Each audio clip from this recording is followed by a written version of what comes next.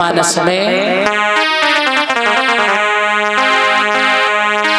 एक बार भूपति मन माही, एक बार भूपति मन माही, एक बार भूपति मन माही, एक बार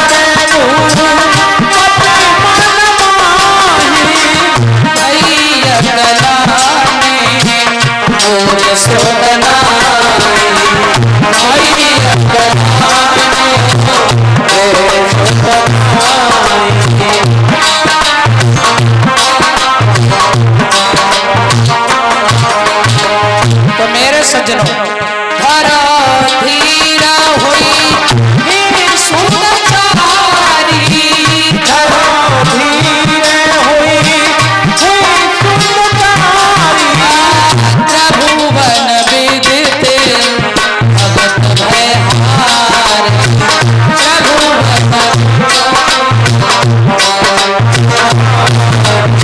श्री राम जय राम जय जय राम, श्री राम जय राम जय जय राम, श्री राम जय राम जय जय राम, श्री राम जय राम जय जय राम, कौशल्या के प्यारे राम, कौशल्या के प्यारे श्री राम जय जय राम। एक बार भूपति मन माही। अच्छा, रामचरितमानस में जहाँ पर एक बार शब्द आया है वहाँ कोई विशेष घटना घटी।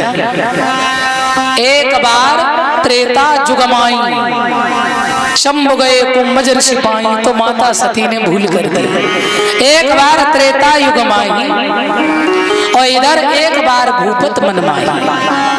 दशरथ के मन में विचार आया, रानियां हैं 3, बेटा एक भी नहीं है, मन में बड़े परेशान है, एक भी बेटा नहीं है।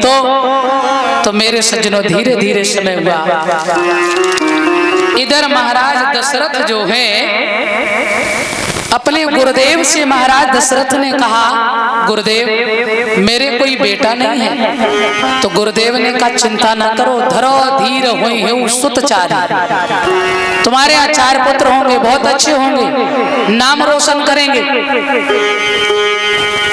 परंतु उसके लिए एक उपाय है। क्या बोले आप? पुत्रिष्ट यज्ञ करो, पुत्र कामेष्ट यज्ञ। भैया यज्ञ हुआ, श्रृंगी ऋषि को बुलाया, यज्ञ हो रहा है। माता, तीनों माताएं कौशल्या के कई सुमित्रा बैठी हैं, महाराज दशरथ भी बैठे हुए हैं, यज्ञ में आहुति दे रहे हैं।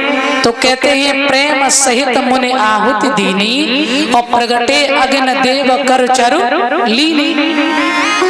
हाथ में खीर का प्रसाद लेकर के अग्निदेव प्रकट हुए।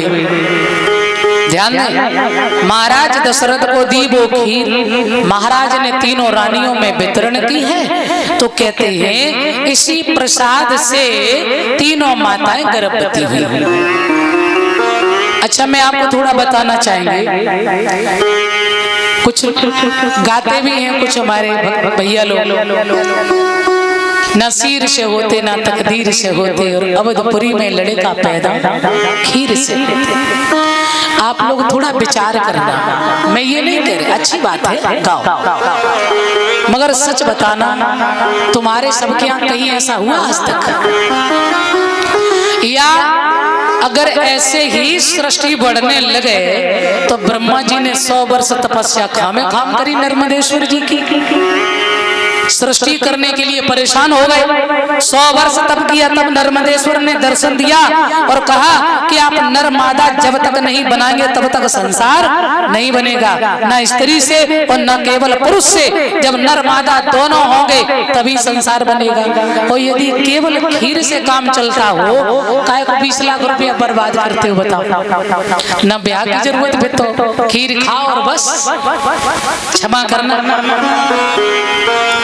मेरे सज्जनों, तो मेरे कहने का मतलब ये है, हमारे प्रभु से जो मुझे मिला है ना, मैं बता रहे कि आपको अध्यात्म ज्ञान सत्य है, केवल ये दुनिया में तो नमक हल्दी मिर्च मिला सकते हो, परंतु अध्यात्म में नहीं। तो अध्यात्म से जो मेरे गुरुदेव जी से मुझे मिला, परम श्रद्धेय कुंवर श्री रविराज जी से, कि आज तक देखो ब्रह्मा जी बेचारे नहीं बना पाए, तब उन्होंने मनु शतरूपा बनाए, स्त्री और पुरुष, तभी सनक सनन, तभी यानी 5 संतान हुई, आकृति, देवहूति, प्रसूति और प्रियव्रत उत्तान बाद। जब स्त्री पुरुष मनु शतरूपा बने तभी संसार आगे बढ़ा, इससे पहले नहीं बढ़ा।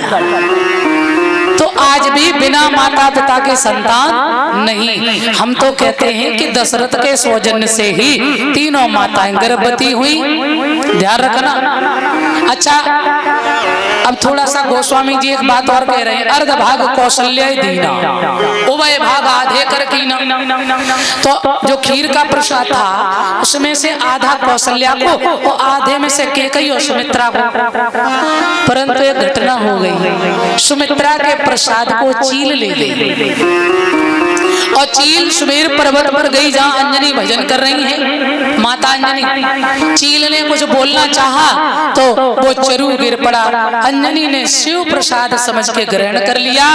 और उसी समय कहते हैं कि हनुमान जी के 3 पिताजी, शंकर, सुवन, केसरी, नंदन। सुवन माने बेटा, नंदन माने बेटा, पवन तनय, तनय माने बेटा, है कि नहीं? 3 पिताजी कैसे हो गए?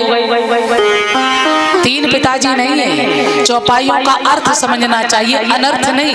एक चौपाई पढ़ो, लेकिन उस चौपाई का सही सही अर्थ पढ़ो, सही अर्थ समझो, और नहीं तो अर्थ का अनर्थ भी हो जाता है। हनुमान चालीसा में हम लोग पढ़ते हैं ना, तुम रक्षक काहू को डरना। एक अम्मा बेचारी कम पढ़ी लिखी तो अम्मा कह रही तुम राक्षस काहू को डरना। हाँ, अब बताइए चौपाई उल्टा असर करेगी कि नहीं? तो अच्छे से पढ़ो, शुद्ध पढ़ो, एक ही पढ़ो, परहित सरस। गांधी जी कहते थे कि मैंने जिंदगी में एक चौपाई का अर्थ पूरा नहीं कर पाया, परहित सरस धर्म नहीं भाई। परहित क्या? अपने बच्चे पढ़ा लो, नौकरी लगा लो, सब कर लो,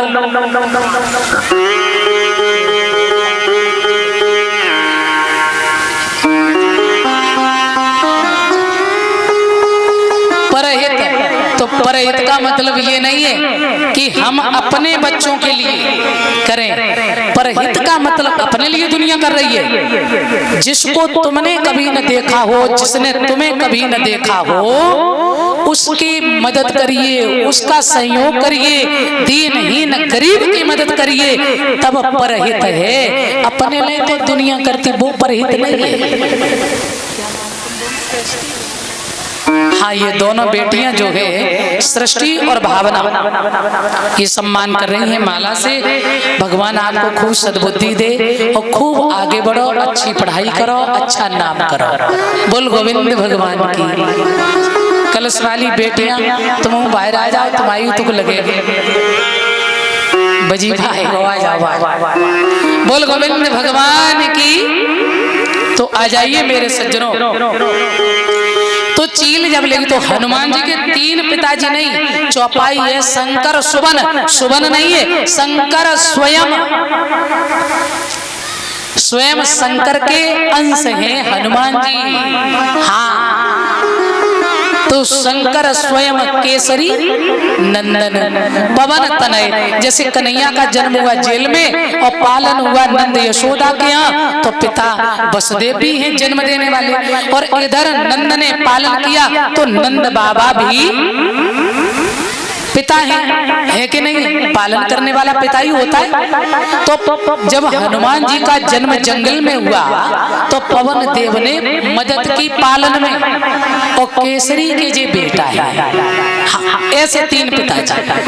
तो महाराज दशरथ ने देखा कि सुमित्रा परेशान है, परंतु कौशल्या मैया ने और कैकेयी ने, दोनों ने अपने से पुनः भाग दिया सुमित्रा को।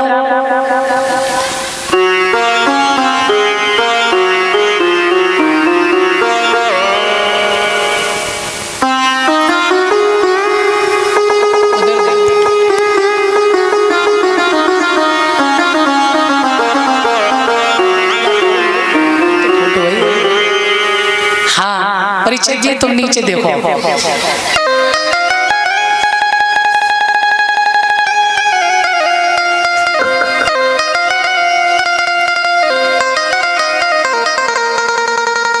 ध्यान देंगे, ये माला का सम्मान जो है ये हमारे संजीव भैया जो है कल बोल रहे थे, जो हमारे परीक्षित जी के भाई जो है उनके बेटा, तो उनकी धर्मपत्नी हमारे संजीव भैया की धर्मपत्नी यानी भाभी जी सम्मान कर रही हैं। बहुत बहुत आपको बधाई, सदा आगे बढ़े, भगवान से मेरी कामना है सदा आपकी विजय हो। बोल सच्चिदानंद भगवान की। तो आ जाइए, तीनों माताएं गर्भवती हैं। महाराज दशरथ के यहाँ बड़ी ही प्रसन्नता है। दोनों माताओं ने प्रसाद दिया, सुमित्रा भी गदगद हो गई। और ऐसा ही नहीं, धीरे धीरे समय आया है तो आज यानी महाराज दशरथ के यहाँ तीनों माताओं ने सुंदर बालकों को जन्म दिया है। महाराज दशरथ के यहाँ बधाइयां पड़ रही है, आनंद की वृष्टि हो रही है। आप सब लोग भी बधाई डालें और आनंद ले लें।